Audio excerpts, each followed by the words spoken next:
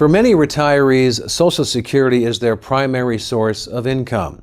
Here to discuss some important Social Security planning strategies is my guest, David Templeton of Adage Financial Consultants of Little Rock, Arkansas. David, welcome back. Thanks, Scott. Great to be back. So let's begin with some basic information that retirees should be aware of when they're planning to receive Social Security benefits. Well, basically, they need to look at their options as far as the income that they have, whether they're still working, what their benefits might be, should they defer their Social Security to a later age and get more, and try to tie everything in together with their current savings plans, their company or pension or 401k plans. Now let's talk about tax planning. What role should tax planning play when planning for Social Security? Well, Scott, tax planning and Social Security planning really go hand in hand. It's important to understand how much income you can make from whether you're still working or investment income, dividend income, to not trigger any income taxes on your Social Security.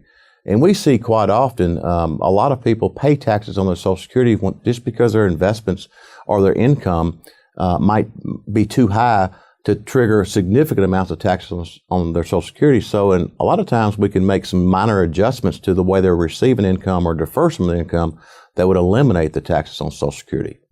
So a majority of couples with at least $250,000 in retirement assets, according to a recent study, expect their financial planner to give them Social Security advice. Why is it so difficult for people to learn about Social Security on their own? Well, I think, Scott, a lot of financial advisors don't really understand the Social Security planning aspect of it. There are several different ways to trigger Social Security income benefits, and depending on a couple, whether they're married or their age gap or whatever.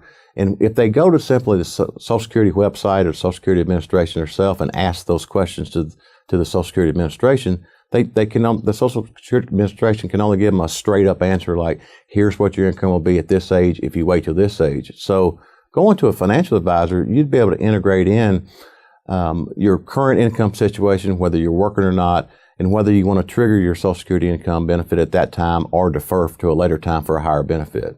So what qualifications should individuals look for in a financial advisor? Sure. First of all, I'd ask your financial advisor if you are confident in helping me make decisions about my Social Security planning, because there's actually thousands of different combinations that you can choose when determining when you're going to take your Social Security benefit. For example, today, people retiring in this calendar year, at age 62, they can start taking their minimum benefit. At age 66, they get their maximum benefit. But the minimum benefit is actually 75% of the maximum benefit. And what a lot of people don't understand, they can actually defer after age 66 and get an 8% increase in benefits every year they defer. So in some cases, we recommend that they might wait till 68 and get 132% more benefit than if chose at, say, age 64. So there's a lot of different things. And having a competent advisor that has the advanced software and the programming to put all that together, I think, is very important.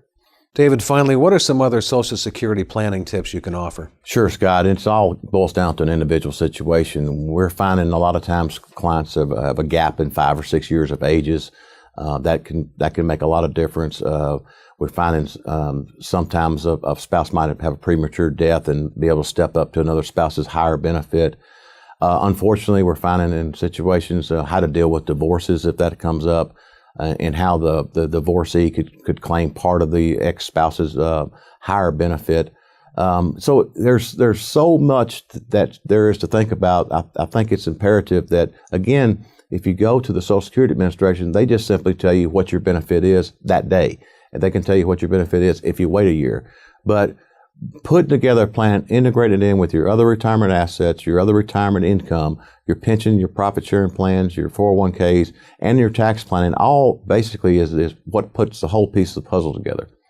Great information as always, David. If someone watching wanted to get in touch with you, how would they do that? Several ways, Scott. They could contact us through our toll-free 800 number, 1-800-790-0980, or our website, www.adagefinancial.com, or follow us on Facebook. My guest has been David Templeton with Adage Financial in Little Rock, Arkansas. I'm Scott Drake, and this is Retirement News Today.